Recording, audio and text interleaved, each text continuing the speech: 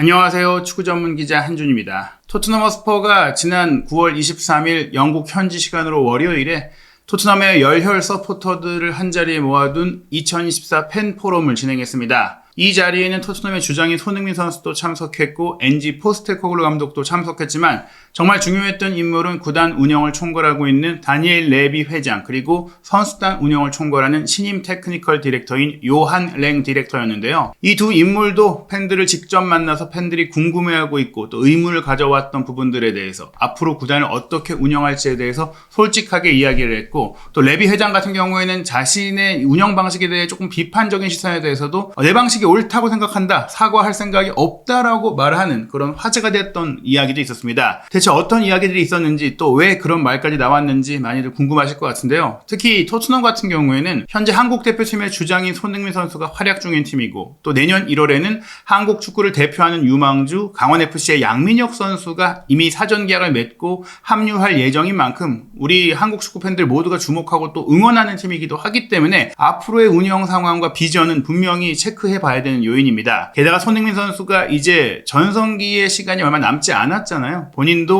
매 시즌이 금 같다고 얘기하면서 올 시즌에 꼭 우승하고 싶다고 했는데, 그것을 위해서는 손흥민 선수와 함께 보조를 맞춰줄 만한 좋은 선수 영입이 필요하거든요. 손흥민 선수가 커리어 내에 메이저 대회 우승을 염원하고 있는데 토트넘은 어떻게 그것을 지원할 수 있을지 직접 밝힌 레비 회장의 이야기, 외부 투자 유치부터 현재 경기장을 활용한 각종 상업적 활동, 또 그를 통한 수익을 어떻게 선수단으로 투자할지에 대한 이야기, 핵심 내용 총정리해 드리도록 하겠습니다. 먼저 이 내용이 한국 시간으로 오늘 새벽에 영상을 통해 많이 공개가 됐고, 풋볼 런던, 영국의 런던 지역 축구 소식을 전문으로 다루는 인터넷 매체죠. 이 풋볼 런던의 토트넘 담당 기자 중 한 명인 럽 게스트 기자가 레비 회장의 이제 인터뷰 발언 내용과 요한 랭 디렉터의 인터뷰 발언 내용을 각각 요약하고 핵심적인 내용을 따로 추려서 보도를 했어요. 그 내용들을 전체적으로 이제 소개해드리도록 하겠습니다. 먼저 다니엘 레비 회장의 발언에 대한 내용입니다. 영국 시간으로 월요일 저녁 토트넘 호스퍼 스타디움에서 열린 토트넘 팬포럼에서 다니엘 레비 회장이 팬들의 질문에 직접 대답했습니다. 토트넘의 다니엘 레비 회장은 토트넘이 지출력, 그러니까 투자금, 선수단 강화를 위해 그 자금을 확보하기 위해서 소수 지분 투자자를 위해서 지분 매각을 위한 시장에 나와 있다라고 이야기를 했어요. 보도상으로도 많이 나왔지만 한때 뉴캐슬을 또 운영하고 투자했던 요 인물들, 요 두 분이 뉴캐슬에서 이제 나오면서 뉴캐슬의 투자에서 손을 떼면서 새로운 이제 프리미어리그 구단 투자를 원하고 있고, 그 과정 속에서 토트넘을 만났다라는 얘기들이 나오고 있잖아요. 이분들이 얼마 정도 지분을 이제 확보하면서 토트넘에 투자금을 댈지는 모르겠지만, 토트넘은 공식적으로 자신들이 가지고 있는 최대 주주로서의 지위를 유지하지만 일부 지분을 매각해서 수익을 나누면서 또 많은 투자를 이루면서 더 큰 팀으로 성장하게 하겠다, 그를 통해서 우승을 노리겠다라는 의지를 보이고 있는 것은 사실입니다. 그리고 지금 현재 토트넘이 레비 회장 체제에서 가장 인상적인 것은 적자가 아닌 흑자 경영을 하고 있다는 것. 물론 그로 인해서 고액 연봉의 선수를 데려오지 못한다거나 이적 경쟁에서, 영입시장에서 굉장히 이제 빅네임 플레이어들, 이런 선수들을 빼앗기는 경우들이 많이 있기는 했지만, 점차 신축 경기장인 이 토트넘 호스퍼 스타디움을 통한 수익 사업이 확대되고 성장을 하면서 이제는 그런 선수들도 데려올 수 있는 규모가 되지 않겠느냐, 이런 좀 가능성을 봤다고 레비 회장이 직접 이야기를 했어요. 지난 4월 발표에 따르면, 레비 회장의 이야기에 따르면 토트넘 호스퍼가 5억 4,960만 파운드라는 기록적인 매출을 냈다고 합니다. 한국 돈으로 9,803억 원 정도니까 거의 1조 원에 달하는 어마어마한 수익이죠. 물론 이것은 총 매출이기 때문에 순수익은 아닌데요. 그래도 지출한 손실액이 8,680만 파운드에 불과하다. 즉 1,548억 원에 불과하니까 대부분이 수익이었다라는 정말 충격적인 재무 실적을 자랑했습니다. 그리고 이러한 안정성 있는 재무적인 상황을 통해서 잠재적인 투자자들에게 더 너희들이 투자를 해라, 투자하면 그만큼 또 우리가 더 많은 돈을 벌어서 나눠주겠다, 이런 작업을 진행하고 있다고 하는데, 그 투자금은 어디에 쓰이느냐, 말씀드린 대로 선수단 강화에 쓰일 것이다라는 겁니다. 월요일 저녁 팬포럼에서 토트넘 회장인 레비 회장이 이 투자의 업데이트에 대해서 직접 이야기를 이제 했어요. 흥미로운 프로젝트가 많이 있기 때문에 여전히 흥미로운 투자자들, 즉 좋은 제안들이 꽤 있기 때문에 우리가 계속해서 지분 매각을 위한 시장에 남아있는 상태다라고 인정을 했는데요. 직접 이렇게 말했습니다. 우리는 지난 분기 실적 발표에 앞서서 앞으로 많은 흥미로운 프로젝트가 예정되어 있고 팀에 더 많은 투자를 하고 싶기 때문에 클럽에 더 큰 자본 기반이 필요하다라고 생각합니다. 어떤 형태든 소수 지분 투자가 우리가 찾고 있는 것입니다. 즉 우리의 경영권을 유지하되 우리가 더 막대한 수익을 내기 위한 더 큰 기반을 마련하고 싶다. 현재로서는 발표할 것이 없지만 아직 확실하게 매듭 지어진 것이 없지만 우리는 아직 시장에 나와 있습니다. 이 일을 지금 진행하고 있고 협의를 진행 중이라는 것이죠. 물론 그 소수 지분 투자가 아니어도 토트넘의 재정 건전성은 뛰어나다고 자부했는데요. 2019년에 토트넘 호스퍼 스타디움이 개장한 이래 토트넘의 이 경기장은 정말 많은 해외의 또 세계적인 팝스타와 밴드들의 공연, 콘서트가 열리고 있는 대형 경기장이죠. 최신식 경기장이기도 하고요. 심지어 이제 미식 프로축구인 NFL 경기도 열리면서 정말 많은 관중 동원 그리고 수익을 거두고 있는데 팬 포럼을 통해서 레비 회장은 토트넘의 경기장이 사실 이제 어떻게 보면 축구 클럽의 홈 경기장이라기보다는 엔터테인먼트 브랜드, 이제 공연장으로 더 크게 유명세를 떨치고 있는 거 아니냐, 주객이 전도된 거 아니냐, 이런 질문이 있었는데요. 그에 대해서 레비 회장은 그건 잘못된 생각이고 잘못된 정보라고 이야기를 했어요. 우리가 이런 다양한 행사를 열고 있는 것은 경기장에서 거둔 수익을 선수단과 팀의 강화를 위한 자금으로 쓰기 위한 것이지 그 목적이 명확하다라고 이야기를 한 겁니다. 사실 많은 분들이 이제 서울 월드컵 경기장 같은 경우도 너무 많은 콘서트와 공연으로 인해 지금 잔디 상태가 엉망이 된, 정말 주객이 전도된 서울 월드컵 경기장이 축구 경기를 위해 만들어진 축구 전용 경기장인데 사실 어떻게 보면은 축구를 위해서 아껴줘야 되는 그런 잔디를 더 큰 수익이 난다는 이유로 유명 가수들의 콘서트에 조금 더 신경을 쓰는 그런 모습들이 정말 안타까운 상황이잖아요. 토트넘 경기장 같은 경우에도 그렇게 많은 행사를 개최하고 있긴 한데 명확하게 여기는 최신식 경기장이다 보니까 잔디에 전혀 지장이 가지 않는 형태로 설계가 애초에 돼 있었어요. 애초에 만드는 단계부터 이렇게 구축을 했기 때문에 공연이 있을 때는 잔디가 아예 사라지는, 잔디를 건드리지 않는 형태로 구축이 되어 있습니다. 이런 부분들이 우리 역시 새로 경기장을 또 리모델링 한다거나 재건축을 한다거나 이럴 때 좀 참고할 부분일 것 같은데, 어찌됐거나 레비 회장은 주객이 전도된 것은 전혀 없고 우리 내부의 방향성은 항상 축구팀 지원이다. 방금도 스태프들과 모임을 가졌는데 우리 팀에 500에서 600명의 관련된 경기장의 직원들이 있다. 이 관련된 행사의 직원들이 있는데 우리가 행사, 이런 브랜딩 관련 과정에서 이 취지가 뭔지 다 이해하고 있다. 이 행사를 더 잘하고 더 잘 운영하고 유치하는 것도 물론 있지만 그 궁극의 목표가 우리 축구팀이 승리할 수 있는 리소스, 자금을 제공하기 위한 움직임일 뿐이다. 우리 팀에 더 많은 투자를 할 수 있는 수익 기반을 만들기 위해 노력하는 것이기 때문에 내가 지금까지 이 경기장을 통해 수많은 수익 사업을 벌여왔던 것에 대해 나는, 여러분들이 만약에 이 운영이 잘못됐다라고 얘기한다거나 사과하라고 말을 한다면 나는 사과할 생각이 없다. 나는 잘했다고 생각한다. 보시다시피 비욘세 콘서트도 있었고 정말 세계적인 가수들, 아티스트들의 공연들이 있었는데요. 이 멋진 경기장 덕분에 우리가 콘서트를 할 수 있는 것이고 또 그 수익을 모두 팀에 바치고 있기 때문에 정말 좋은 일이고 전혀 미안하지 않다라고 재차 강조를 했습니다. 말씀드린 대로 토트넘의 매출은 전년도 4억 4,400만 파운드, 약 7,848억 원에서 올해 9,803억 원까지 24%나 신장을 했기 때문에 이 경기장을 짓는 동안 조금 토트넘이 힘든 시기를 보내야 했지만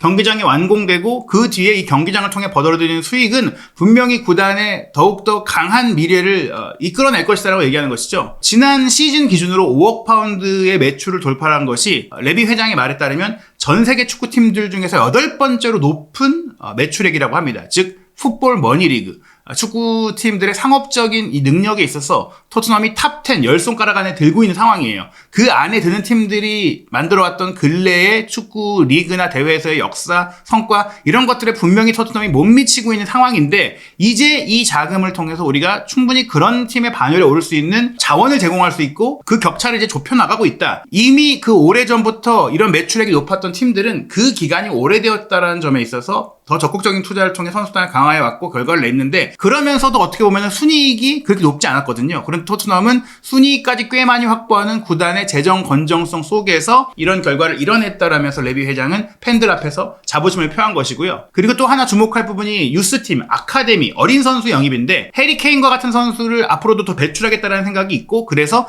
유스 단계, 아카데미 단계에 더 많은 선수들을 영입하고자 움직이고 있다라고 얘기를 했어요. 물론 현재로서는 그런 기대감을 충족시켜준 선수가 배출되지 못했죠. 다들 많이 아시는 탕강가라든지 스킵이라든지 결국 팀을 떠났던 토트넘 유스팀의 주장 출신이고 데인 스칼렛이라든지 트로이 페럿 같은 공격 자원 선수들도 결국에 지금은 기대치만큼 성장하지 못한 상황이거든요. 그러한 가운데 토트넘이 지난 여름 이적 시장에 영입한 선수, 지난 뭐 1월 겨울 이적 시장부터 쭉 영입을 해왔던 선수가 만 18세 나이대 선수들이에요. 아치 그레이, 루카스 베리발, 윌슨 오도베르, 그리고 루카 부슈코비치라는 크로아티아 센터백, 그리고 양민혁 선수까지 거론이 됐는데, 이런 10대의 나이의 선수들을 영입한 것은 결국에는 현재 유럽 대항전의 선수 리스트 구성 과정에서 홈그라운 선수 및 클럽 자체 육성 선수가 일정 비율 이상 있어야 된다는 점에 있어서 다른 팀에서 비록 대부분의 유소년 기간을 보낸 선수이긴 해도 이 기간이 21세까지 3년간 연속으로 해당 팀에 속해 있는 선수가 자체 육성 선수로 인정을 받으니까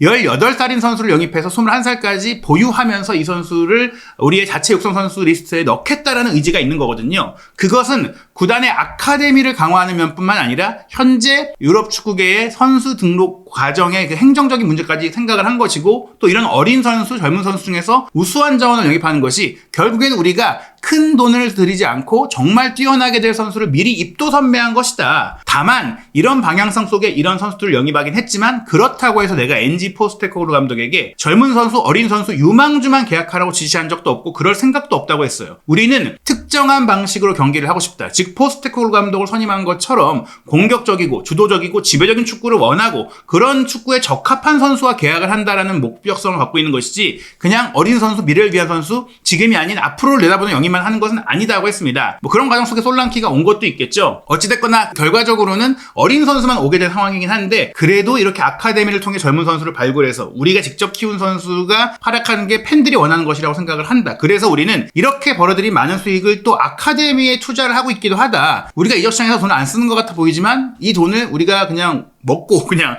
우리가 월급으로 가져가는 게 아니라 이거를 아카데미에도 투자하고 다른 시설도 투자하고 또 선수 영입도 투자하고 여러 군데에 쓰고 있다. 그리고 우리는 그 선수들이 최대한 잘 성장할 수 있는 과정을 만들고자 한다라고 얘기를 했습니다. 그러면서 클럽의 현재 위치와 진행 상황에 대해서 우리가 올바른 방향으로 가고 있다고 생각한다. 물론 아직 기복이 있는 단계이고 경기력에 있어서 성적에 있어서 원하는 수준에 오진 못했지만 발전 흐름은 좋은 위치에 있다라고, 앞으로도 잘 될 거다라고 이제 이야기를 했습니다. 그리고 실무적으로 이 선수단, 특히 선수 영입 관련해서 집중하고 있는 요한 랭 디렉터 같은 경우에는 본인의 선수 영입에 조금 아쉬운 반응들이 있는 것에 대해서, 내가 데이터를 중시해서 선수를 영입한다라고 알려져 있는데 정말 데이터를 잘 활용하긴 하지만 데이터가 전부는 아니다라고 팬들의 질문에 솔직하게 대답을 했어요. 데이터만 중요한 거냐, 직접 보는 직감이라든지 만나서 파악하고 직접 보는 그런 부분들은 어느 정도 비중을 갖고 있냐라고 했을 때, 요한 랭 디렉터가 데이터가 전부가 아니다. 우리는 선수 영입 과정에서 데이터도 물론 사용하지만 경기장에서 선수를 여러 번 직접 보지 않고는 어떤 선수와도 계약하지 않았습니다라면서, 찍은 선수 데이터도 보고 경기장의 현장에 가서 여러 번 지켜보고, 또한 제가 직접 그 선수와 이야기를 하지 않았다거나 또 포스테코글루 감독이 그 선수와 이야기를 하지 않은 경우에는 계약하지 않았다. 즉 데이터 보고 경기력 보고 만나서 얘기까지 해보고 또 그 선수의 인품과 인성과 성격까지 파악한 이후, 그것도 나 혼자가 아닌 포스테코글루 감독까지 함께 그 과정을 거친 선수만이 그 검증을 통해서 계약되는 것이다라고 얘기를 했습니다. 그러면서 엔지 포스테코글루 감독과 요한 랭 디렉터, 저는 젊은 선수든 나이든 선수든 특정 성격적 특성이 필요한 경기장의 특정 포지션, 우리가 원하는 유형의 선수를 여러 차례 논의해서 나이에 맞는 또 어린 선수, 유망주나 또 지금 즉시 전력이라든지 또 포지션적이라든지 이런 것들을 매일 논의하면서 최적의 영입을 위해서 진행을 하고 있고, 또 해당 선수를 영입할 때 그 선수만 우리가 보는 게 아니라 그 선수가 뛰었던 팀의 감독과 팀 동료, 주변 사람, 가족들까지도 함께 체크하고 대화를 나눠서 인성적인 부분들, 이런 인성적인 리스크도 크잖아요. 팀에 융화되고 팀의 올바른 가치, 사회적인 가치를 전달할 수 있는 심성 좋은 선수를 데려오려고 노력을 하고 있다. 데이터도 중요하지만 그 외부에 더 많은 부분들이 있다라고 얘기했는데, 아마 이런 부분들이 그래도 토트넘이 사회적 무리를 일으킨 선수나 실력은 좋은데 인성에 문제가 있는 선수가 좀 덜하고 팀 분위기가 항상 가족적이고 좀 밝고 이런 요인도 있을 것 같아요. 토트넘은 이적 시장에서 미래를 매우 중요하게 생각한다. 결국에는 지금 계속 말씀드린 대로 장기적 관점에서 결국에는 늦어도 한 2, 3년 후, 늦으면 10년 정도까지, 그 뒤에는 우리가 세계 최고의 팀이 될 것이다라고 자신한다라고 얘기를 하는 것은 한 3, 4년 후에 최전 성기를 맞을 선수들을 잘 데려왔다라고 얘기하는 것인데요. 특히 아치 그레이, 루카스 베리발, 윌슨 오도베르 이미 합류한 선수고 1월 달에 합류한 양민혁 선수 이름이 또 한 번 언급되면서 우리가 수년 동안 지속 가능한 성공을 위해서 선수단을 구성할 때 각 포지션별로 다양한 연령대 선수를 구축하고 있다. 현재 미드필드진을 예로 든다면 25세에서 27세 사이 전성기인 선수 선영이 있고 또 이 선수들을 앞으로 또 밀어낼 수 있고 또 이 선수들을 지원할 수 있고 이 선수들을 보고 성장할 수 있는 또 서너 명의 젊은 선수들이 있다. 은퇴 무렵의 선수가 현재 우리는 없고 전성기인 선수가 전성기가 될 선수가 있기 때문에 이 선수들이 점점 경험을 쌓아가면서 베테랑이 되고 또 젊은 선수들은 지금 전성기가 되는 그런 형태가 됐을 때 우리는 우리의 능력이 만개할 것이다. 이 선수들이 프리미어리그 경기도 뛰고 컵대회도 뛰고 있는데 각기 다른 시점에 각기 다른 능력의 선수들이니까 그에 맞는 또 경기를 소화하면서 성장할 것이다라고 얘기했습니다. 균형 잡힌 선수단을 구성하는 게 매우 중요하다면서 특히 이번에 영입한 또 여름에 데려온 어린 선수들 중에 일부는 유럽 축구계에서 가장 뛰어난 재능을 가진 선수라고 생각을 한다. 우리가 데려온 선수들이 그냥 좋은 유망주가 아니라 유럽에서도 최고의 유망주로 꼽힐 수 있는 그런 재능이 있다. 즉 이 선수들이 지금은 뭔가 최고의 능력을 못 보여줄 수 있지만 2, 3년 후에는 모두가 부러워하는 그런 선수가 될 수 있다고 얘기한 거예요. 토트넘의 아카데미에 대해서도 모든 팀이 그렇겠지만 그게 심장이고 현재이자 과거도 그랬지만 미래의 정말 동량이다라고 얘기하면서 아카데미 선수 영입도 잘 하고 있는 것뿐 아니라 포스테코글루 감독과 이야기를 해서 아카데미 선수들과의 1군 선수들 연계가 놀라울 정도로 잘 이루어지고 있다고 했어요. 아카데미 선수들이 매주 특정 선수가 아닌 꽤 다수가 1군과 함께 훈련하면서 1군 축구를 또 익히고 배우고 그 경험을 하고 있고 또 앤디 스컬딩 2군 감독 체제에서 경기도 치르고 있고 2군 경기를 치르고 있고 또 그 경기를 못 치르거나 또 다른 이유가 있는 선수는 임대를 떠나서 1군 경기를 소화한다거나 다른 2군 팀의 경기를 소화하면서 우리가 보유한 선수들이 지금 당장 최고의 경기력이 아니라고 하더라도 결국 최고가 될 수 있는 그 자질을 각자에 맞는 방식으로 발전시키기 위한 움직임도 하고 있다. 그런 일에도 많은 힘을 쓰고 있다. 특히 임대가 굉장히 중요한데 임대를 다녀온 선수들이 더 성장해서 좋은 나라를 할 수 있다고 얘기했죠. 이런 과정 속에서 사실 바로 이번 주 주중 경기 카라바흐와의 경기에 제드 스펜스의 명단 등록이 되지 않은 부분들이 토트넘이 특히 레프트백 포지션에 자원이 많지 않잖아요. 심지어 결국 이적을 하지 못하면서 팀이 남게 됐던 세르히오 레길론도 유로파리그 명단에 들지 않았기 때문에 주전 선수인 우도기가 사실 풀타임까지도 소화할 수 있는 그런 무혐의 있거든요. 25명의 UEFA 유로파리그 명단을 토트넘은 23명밖에 등록을 하지 못했습니다. 그 이유는 홈그로운 선수뿐 아니라 프리미어리그에 적용되는 21세 이하 선수는 거의 무조건 등록할 수 있는 프리미어리그의 규정과 달리 유럽 대항전, 유럽 클럽 대항전은 자체 육성 선수를 일정 비율 이상 넣도록 되어 있는데 자체 육성, 아카데미에서 3년간 그러니까 15세부터 21세 사이에 3년 동안 토트넘에서 있었던 선수가 현재 유로파리그 경기에 뛸 만한 선수가 많이 없다 보니까 이 리스트를 채우지 못했고 그래서 그레이, 베리발, 오도베르가 메인 리스트 안에 들어가다 보니까 스펜스가 들어가지 못하는 상황이 됐다고 합니다. 말씀드린 대로 스펜스는 이제 잉글랜드 무대에서 성장을 했지만 토트넘에 이제 3년간 있었던 그 시기가 없다 보니까 클럽 훈련 선수로 인정을 못 받은 그런 문제들이 있었다. 지금 이런 문제들이 있는 거 솔직히 인정하는데 랭 디렉터는 내가 오기 전에 일 아니겠느냐. 우리는 앞으로 이런 일들이 없도록 하기 위해서 14세 이하 선수 단계부터 학교와 연계해서 재능 있는 선수를 찾고 키우고 프리 아카데미를 통해서 또 발굴하고 그래서 데려온 이후에는 15세 단계부터 21세 사이에 최소한 3년을 토트넘에서 성장하면서 최고의 능력을 갖춘 선수들을 최대한 많이 찾아내겠다, 만들어내겠다 뭐 이렇게 얘기를 하면서 장기적으로 우리 팀이 더 좋아질 것이다라는 그런 청사진을 제시를 했는데요. 다만 그 청사진이 당장 올 시즌에 토트넘이 우승할 수 있는 팀으로 이제 이어질 수 있을지에 대해서는 손흥민 선수를 응원하는 입장에서 좀 아쉬운 면이 있죠. 일단 손흥민 선수는 어찌됐거나 현재 스쿼드 안에서 최선을 다하고자 하고 1월 달에는 일단 양민혁 선수의 토트넘 합류가 예정되어 있고 말씀드린 18세부터 21세 사이에 3년간 뛰어야 클럽 훈련 선수로 인정받을 수 있기 때문에 양민혁 선수가 물론 뭐 잉글랜드 내에 임대될 가능성을 완전히 배제할 수는 없겠지만 기본적으로는 토트넘 안에서 2군 경기와 1군 훈련 그리고 1군 훈련 이후 1군 경기까지를 병행하면서 토트넘 안에서 뛸 예정이거든요. 그렇기 때문에 다른 몇몇 팀들이 또 2군 계약이라든지 또 임대를 제시하면서 오퍼를 했지만 토트넘에 간 것. 토트넘이 이런 계획 속에서 양민혁 선수를 계속 1군 자원으로 이 나이 때부터 쓸 생각이라고 할 수 있습니다. 그래서 양민혁 선수가 1월에 토트넘에 합류했을 때 최대한 많은 경기 기회를 얻으려면 토트넘이 뭐 카라바오컵, FA컵 그리고 유로파리그 모두 살아남아 있어야 되거든요. 카라바오컵 같은 경우에는 챔피언스리그에 참가했던 팀과 또 그로 인한 연기된 일정으로 인해서 이번 주에 경기를 치르는 팀들이 있어요. 9월 25일 새벽에 첼시가 5대0 대승, 맨시티가 와퍼드에 2대1 대승 거뒀고 에스턴 빌라도 위컴에 2대1 승리를 거두면서 이변 없이 강팀들이 16강에 진출을 했죠. 9월 26일 목요일 새벽에는 아스널과 볼턴의 경기, 리버풀과 웨스트햄의 경기가 있고 이 경기 이후에 말씀드린 10월 마지막 주에 있을 카라바오컵 16강전 대진표가 선수가 확정이 됩니다. 토트넘이 어떤 팀을 만날지가 결정되기 때문에 굉장히 주목해봐야 될 일정이고요. 또 9월 27일 금요일 새벽 4시에는 토트넘이 카라바흐와 UEFA 유로파리그 개막전을 홈 경기로 치르게 되는데, 말씀드린 우도기밖에 왼쪽 풀백으로 없는 상황 속에서 과연 후반전에 좀 여유 있는 상황으로 새로운 시도를 해볼 수 있을지, 손흥민 선수가 완전히 푹 쉬고 맨유와의 9월 30일 0시 30분 프리미어리그 6라운드 경기를 좀 편안하게 치를 수 있을지, 이 부분도 지켜봐야 될 것 같습니다. 계속해서 토트넘과 관련된 다양한 이야기들과 소식이 나오고 있는데요. 한준TV를 통해 손흥민 선수, 그리고 토트넘, 그리고 한국인 유럽파 선수들의 모든 소식을 빠르게 업데이트하는 영상으로도 보실 수 있고, 또 저희가 언제든지 또 여러분과 실시간으로 소통하고 있는 라이브 방송도 켜서 또 중요한 사안들은 바로바로 전해드리고 또 입중계도 진행하고 있습니다. 한준TV 구독, 좋아요, 알림 설정으로 이 모든 컨텐츠 놓치지 않으시기 바랍니다.